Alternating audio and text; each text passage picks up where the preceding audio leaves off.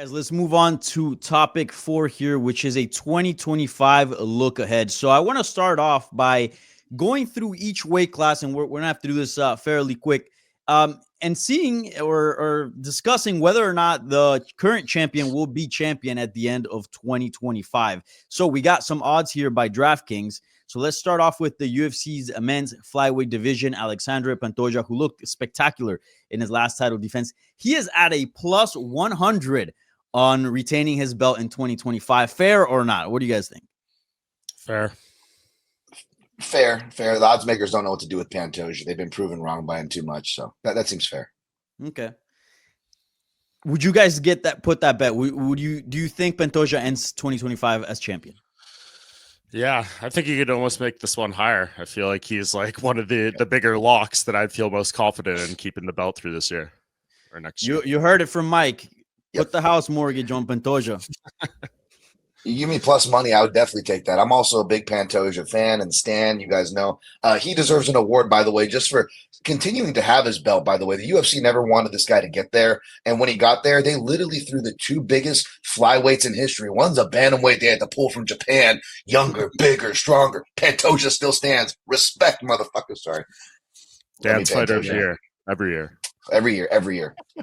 Plus, he's beat the top contenders already. I mean, he'd be like a little bit older version, but even then, he looked great. So, yeah, I think if there's a champion that will retain his belt in 2025, I think that's your bet. So, yeah, I think we're on agreement there. All right, let's move on to 135. Merab Dvalishvili at a plus 130, and he starts off the year early. So, and he's fairly active. So, odds are he's probably going to roll the dice most than any other champions this year. Do you guys think he ends the year as champion? I don't think he ends the month as champion. So, no. Yeah, I mean, Umar's got shorter odds to end the year's champion. He's at plus 110. So the sports book believes that's going to happen very soon here. What do you believe, Matt? That's what I want to know. What do I believe? I believe we're going to see a damn good fight here. But no, I think it depends, man. That's a fight that I have to see how they're looking at fight week, man. I'm going to be on the fence till the very last second on that one. Yeah. Dan? I don't disagree with the projections, but I also believe that it's going to be competitive. And if you are going to put your money on anybody on this list and you're like, who's going to fight for my money? I feel like Merab Dvalishvili really goes to the top of that list, right? If you were like guys who are going to like life or death, conscious or unconscious, still try to fight, that is Merab, right? That being said, I never got submitted, by the way. Yeah, there we go. Yeah, I agree with you guys. I do think the fight against Umar is a very tough matchup. I think he loses his belt if I have to put money on it. But yeah, we'll see. Certainly has been an interesting figure this sort of a year, and we'll see how he does this next month against Umar. All right, 145, Ilia Topuria minus 175. You guys think he keeps his belt 2025? I mean, unlike Pantoja, there's a lot of sure there's the rematch with Volkanovski, but there's also Evloev, there's also Lopez. There's a lot of guys that we haven't seen him against. Like there's some styles out there that we haven't seen him against. What do you guys think? I'm going to say he doesn't, because not only does it seem like there's the path to him maybe not becoming the champion via a fight, but it could be voluntarily too, right? Like if you believe him and what he's saying about being willing to go up to 55 and vacating the title, that seems like another path to him not being champion without losing it in the cage. So between that possibility and then the possibility of moving up and vacating, I guess I would say no, I don't feel maybe the most confident he's that guy at the end of the year. You guys disagree? Agree? No. That caveat's definitely one that would stop me from pulling the trigger. That being said, I'll still pull the trigger and say that he is, because I believe that the UFC loves seeing that gold, even though they can pull their hair out and say, "Oh, stay in your division" or whatever. I think they love gold on the picture. So even if Topuria wanted to vacate it, I don't think the UFC necessarily makes him give it up. I feel like the UFC takes another opportunity to make an interim fight, more titles. I think he keeps his belt. I think he's one of these champions that, one, he's extremely dominant, extremely skilled, and also I don't think he's going to be extremely active. So just out of the idea of him not fighting a ton, maybe 2 this year, right? I think he closes out the year as champion. But we'll see. That featherweight division is stacking up quite nicely and is very, very exciting.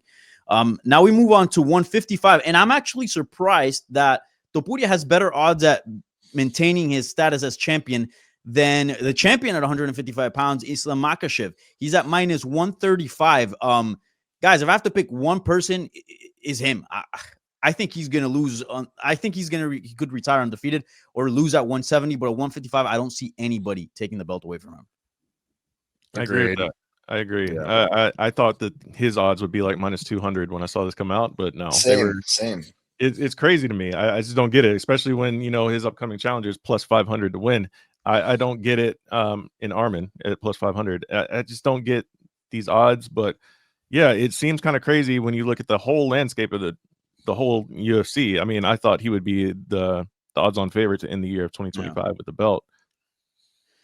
Yeah, I don't see anybody beating him. He's just so skilled. And the fight against Poirier really proved that to me because, like, he had a strike in that fight, and it's like, damn, he could hang with Poirier. Shit. And then he ended up submitting him and obviously using his wrestling. In my opinion, and I know what Dana White thinks, and he'll probably tell me to F myself, but I think he is the best and most skilled fighter today. He is pound for pound the number one.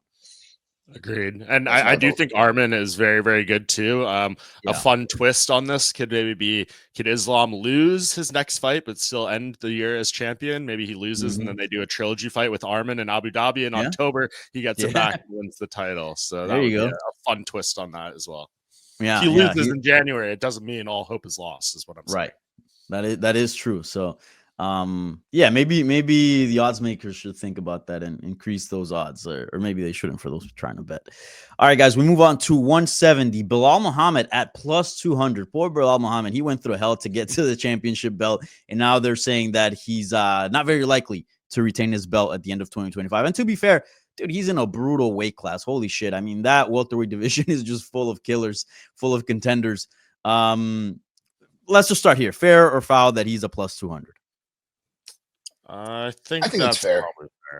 Yeah. Go ahead, Dan. I was going to say, I think Bilal Muhammad's hopes are maybe a little higher on his side after maybe seeing Shavkat performance against Gary. But outside of doing that really weird low percentage math, let's be honest here. Bilal Muhammad is going to get put through the Alexandre Pantoja ringer. The UFC, in other words, the UFC does not exactly, let's just say they probably would rather prefer other people as champion. And the matchmaking will probably reflect that. And I don't know if Bilal is going to be able to have as resilient or as deep of a tool set or as durable as Pantoja has proven to be. So as much as I love Bilal and would love to see him still champion, by the way, I think the odds are fair. Yeah. I think I favor him to beat everyone right now at welterweight. And I had a change of mind after watching Gary fight Shavkat. But still, just the fact that, like, it's going to be killer after killer after killer. The odds of you having your best day and showing up and not having any injuries through training camp, et cetera, through an entire year, that's a tough one. Plus, he's up there in age as well. So this might be a little bold, but I think he ends the year as champion. I think it could get a little dicey, but I think he ends the year as champion. I think that's potentially could happen for sure. Like I could see a path to only one fight for him this year too, depending on, when this injury comes back, there's Ramadan break and all that stuff. So I think that's definitely in play for him. All right, but let's get some solid picks. Yes or no? Matt, let's start up with Mike. I'm going to say yes. Matt? He keeps the belt. Yes. Dan? I'm going to say no, not just matchups, but also the health point. We've seen the UFC kind of force fighters like, again, Aljamain Sterling, another Alexandre Pantoja to the organization, right? They not so coincidentally kind of force these guys to market even when they're not ready. Okay. All right, we move on to 185. Dricus du Plessis at a plus 120 to retain his belt. I've said it since the day or since those few weeks that we saw Khamzat fight. That guy's going to be champion. And I think at some point in 2025, he's going to have to get his due. I think Dricus du Plessis doesn't end the year as champion. Do you guys agree?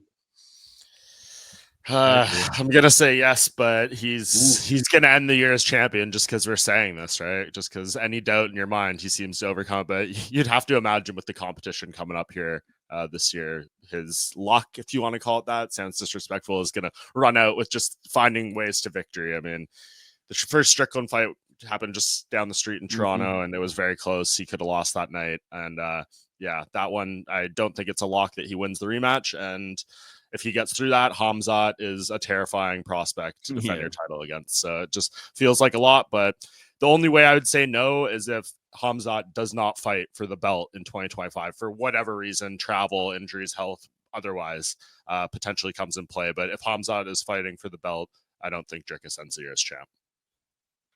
Guys, I'm going to go opposite. agree. I'm going to go opposite of you guys. I think he does end the year as champ, just because I'm personally done picking against Dricus. I mean, this is a guy who he gets his takedowns off getting knocked down. He runs his head right into his opponent's hips. He throws opponents right on top of him, and he still wins. Like, the more you kick this guy's butt, the harder he wins. It makes no sense. I'm not picking against him. I'm still not as high on Chimaev.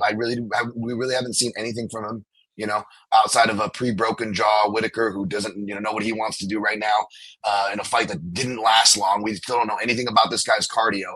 I think that Nasruddin Imavov or other fighters are actually more of a dangerous matchup quietly to Dricus than Khamzat is. I think Khamzat is lower on the rung of top contenders that'll actually threaten the title whilst Dricus is holding it. Matt, final vote. I can't bet on Dricus, man. His fights don't make sense, but he somehow wins, and I don't see how I can confidently pick that guy to hold on to that belt very long. I'm sorry, it's not a personal thing against him. It's just that I watch the fights and I don't understand how this man keeps winning, but it happens. So I can't wait from a year from now to look back on this video and see how well all our picks aged. All right, 205, John Jones at a plus 110. There's no way. I have a rule that is never pick against John Jones, but I think I'm gonna make the exception. Does it have John Jones to be 205 champ or heavyweight champ? Heavyweight champ. Okay, Oh, sorry. I skipped Mr. Shama himself. I'm sorry, Poatan. We went from 185 to heavyweight, but sorry, let's go on to 205. Alex Pereira at a minus 130. I think he ends the year as champion. I think he's probably going to be a little less active than 2024. And I think the promotion, no secret, wants him to be at the top. So if he gets past Ankalaev, which I think he can, I think it'll be smooth sailing after that. Yeah, I tend to agree. I think he's probably the guy, but his biggest threat feels like the first obstacle he'll get this year or not. Who knows if you believe that tweet. If it's not Ankalaev, then I really don't know what direction they go. So we'll see. But yeah, it does feel like his toughest fight is right in front of him here. Matt, Shama or no Shama? No Shama. Ooh. I will explain why later. Okay. All right. Dan, Shama or no Shama? I'm going to say yes, because even if Magomed Ankalaev does beat him, Shama. Because if Ankalaev does beat him, back to what you guys said about a previous person on this list, I think there's a chance for a rematch, right? That they would give Poatan the rematch to get his title back. Poatan's active, and even if Magomed isn't, the UFC again, they'll be like, hey, interim title time, baby. They don't really like Magomed Ankalaev, so. Yeah. All right, now we move on to 205. John Jones at a plus 110. I think this is ridiculous. I think he ends the year, whether he loses to Tom Aspinall or he retires. Like, he's not going to be the champion at the end of 2025, whether it be by loss or by retirement. I feel pretty confident about that. I'm actually surprised about these odds. How do you guys feel? Go ahead. Okay, so I guess my weird take on this is knowing John Jones, even if he does retire, I feel like he is not going to give up that belt easily, right? Like, it's going to be like, even if he fights Tom Aspinall in July and wins and knows in his mind that he's 100% done, I don't think he's just going to like gracefully be like, hey, like, bye guys, here's the belt, UFC, move on with your plans. He's going to be out there tweeting and chilling for as long as he can until the UFC decides it's ready to move on with the division. They're 100% convinced he's not having the title. It'll be like the Khabib retirement where Dana was like, no, he's not retired, he's still the champion, and everyone knew he was done. So I could see that being something that extends John's reign into 2026. That would be kind of the X factor. But in terms of being like a fighting active champion, I would be shocked if we get to November and they're like, John Jones is booked for April 2026. Here we go. Yeah, especially with that new TV deal. Maybe there's something there, you know? Exactly. They can work in. How do you guys feel? Yes, no? Matt? Matt, you go. Yeah, I don't think so. For various reasons. I think he could lose the fight against Tom Aspinall if that fight comes together, or I think he could just retire. So John Jones would not be my pick to end the year as champion. Dan, last vote. I'm going to say no, but I'm just going to add one thing. I've been harping on the UFC having any excuse to have interim champions, more belts on their posters. But what trumps that? What trumps business? Well, that's Dana's personal bias. And when we see it with Francis Ngannou, Randy Couture, and certain other fighters, well, you guys have seen John Jones and Dana White be buddy-buddy. For those of us on this show, or those of us been watching the sport for a long time, you know that those two don't get along. This is the year where their interests do this, guys. They go a lot. Now we're going to see John Jones playing hardball, and we're going to see Dana White start to change his tune, and we're going to hear the kid doesn't want to fight. You know, this Tommy Aspinall, he's a real heavyweight goat. And now we're going to see that flip. And like I said before, they'll allow some other fighters maybe to keep an interim in the wings. If the narrative is on the line, then Dana White will not have it. He will not allow John Jones to keep that belt. Or John Jones will lose to Tom Aspinall, which I think will happen if they fight. All right, we move on to the women's side. Zhang Weili at -125. I think this has always been Tatiana Suarez's division, and she finally got her shot. I don't think she ends as champion. If the fight happens, I agree. And I guess that is there's a caveat on every Tatiana Suarez fight, right? It's a little bit concerning, but yeah, another one of those scenarios, though. I know Tom hates the rematch talk, but I imagine if Weili loses this fight, she'll probably get another chance on the back end of the year, and they'd run this back. So she could definitely be one who loses and gets it back. I don't really see anything else interesting in that division. I know Verna Jandiroba has been doing good work, but yeah, it's just I don't know, not very interesting. This is the best fight that can and will be made through the year, and I guess I'll say the winner of that would end the year with the belt, and I think Tatiana probably wins. So there you go, Danny. Yeah, I got hard think. Man, I gotta say, I'll say she keeps it. I know Tatiana Suarez trains out of my backyard, and you know Verna Jandiroba is my girl. You know, so I got love for the female Damian Maia. Don't forget about her, folks. But yeah, hard to bet against Zhang Weili for me. So gun in my head, I'll probably take Zhang Weili. All right, maybe I'm by myself here, Matt. No, I mean everybody just pray to the MMA gods that Tatiana Suarez's knee ligaments hold up, and we can actually get this fight, and then we can have a real conversation. But yeah, that's the bigger concern for me. I think if she makes it to the fight, she wins. But as you guys mentioned before, there is that possibility of a rematch, and Zhang Weili can make some adjustments. But yeah, if the fight goes down when it's scheduled to, then yeah, Tatiana's my pick to win it initially. But will she end the year as champ? That's another question. Okay, Valentina Shevchenko -125. She's by far in the toughest female division in the UFC. That one, I have no idea what to think about it, because Shevchenko, but damn, a lot of these ladies are catching up to her. This is tough. This is tough. So again, a lot of my hopes were taken down with that Wang Song upset, of course. But no, in all seriousness, this is kind of one of the more volatile divisions, because it's not just a female division that's competitive, but like the UFC has actually been trying to compete with it, which makes me worry for that PFL strategy, trying to get people for Dakota. Because if you look at who they're bringing into Contender Series, of all the women's divisions, I know there's only 3 pretty much realistically, but 125 is the one where they're really pushing in talent. That being said, I still got to go with Shevchenko here. I think her takedowns and stuff make it difficult stylistically for some of the girls that could get a shot this year.